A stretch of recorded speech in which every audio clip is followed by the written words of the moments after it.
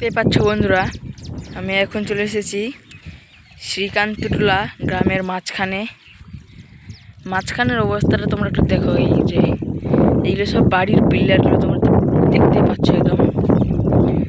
আর এগুলো সব সরকারি সব জলের কি ছিল, ওটা হচ্ছে দেখতে পাচ্ছ, ওটা হচ্ছে ভোলা বাবা মন্দির, শিব মন্দির। আর এটা হচ্ছে গঙ্গা নদী।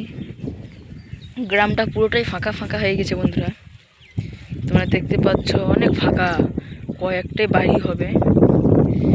এই যে এই দিকে যে তোমরা দেখছো, এই দিকে একটাও বাড়ি নাই, যে কটা আছে ওই দিকটাতে আছে।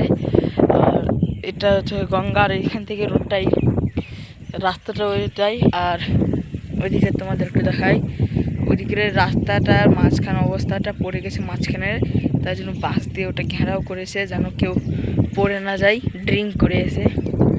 তো আজকের ভিডিওটা এই পর্যন্তই, আবার দেখাবো অন্য ভিডিওতে। তখনের জন্য বাই বাই।